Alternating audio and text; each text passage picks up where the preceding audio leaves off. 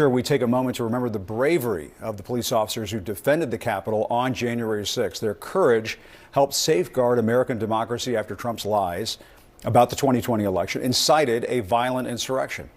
Officers like Sergeant Aquilino Ganell, Harry Dunn, and Michael Fanone, who have all been on this program, they deserve all of our gratitude, as do the many, many other officers who were at the Capitol that day. CNN political commentators Maria Cardona and Brad Todd join me now.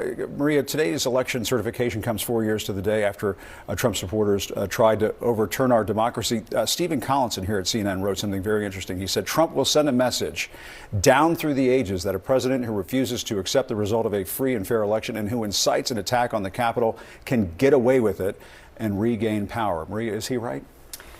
I think that history will certainly deem Donald Trump as one of the most violent presidents who allowed violence, who encouraged violence. And I don't think history will judge him well. I do agree with Stephen that clearly voters decided to prioritize the economy before they did the dangers of democracy. But I also believe, Jim, two things. First one is I'm a huge believer in that things happen for a reason. And it might very well have been that if Kamala Harris had won, there could have been violence because Donald Trump would have promoted it, because Donald Trump would have urged it. And the second thing is, I think Americans trust Democrats to be the ones to protect that democracy. Because as we see today, we are going back to what a day like this should be. Not violent, not deadly, not bloody, but something that is pro forma, almost boring, right? That's what it should be. That's what Democrats are going to demonstrate today that it is. So I think history will judge Donald Trump not in a good light in terms of somebody who understands and supports and respects democracy. But I do think that for now, we know what voters prioritized in this election. Brad, is it time for Donald Trump to apologize for what took place 4 years ago? I wouldn't expect Donald Trump would apologize. I think nor do I expect Democrats to apologize for trying to undo his presidency by all legal and extra legal means after that. Come on, Brad. Come on. No, Jim, look at our own polling. Look at CNN's own exit polling. Voters who said they voted on democracy were evenly split between Democrats and Republicans. January 6th was a dark day in the history of our country. Donald Trump bears a lot of responsibility for that. It's something that should stain his legacy forever.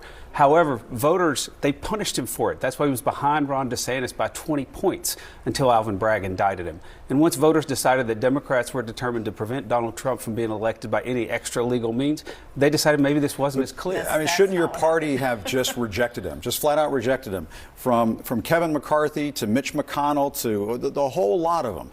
How could your party let him be the nominee again? Isn't that the question? Watch what Kevin McCarthy and Mitch McConnell said in the aftermath of that. They absolutely did condemn him. Mitch McConnell was still condemning him months afterward on the floor. Yeah. Nancy Pelosi decided to use January 6th for partisan gain, though. She appointed. She refused to let Kevin McCarthy appoint Republicans to the committee. She didn't let Republicans hire staff to the January 6th Oversight Committee.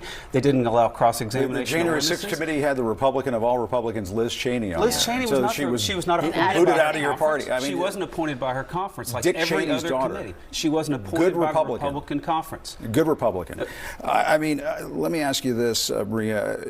I mean, Attorney General Merrick Garland, he put out a statement this morning saying he's proud of the Justice Department's prosecution of the Capitol rioters, saying, quote, put this up on screen, the public servants of the Justice Department have sought to hold accountable those criminally responsible for the January 6th attack on our democracy with unrelenting integrity.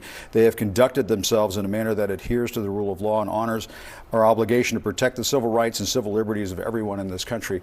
But, you know, Maria, and I don't have to tell you this, a lot of Democrats are just totally disappointed in Merrick Garland and think that he botched this. Did he botch this?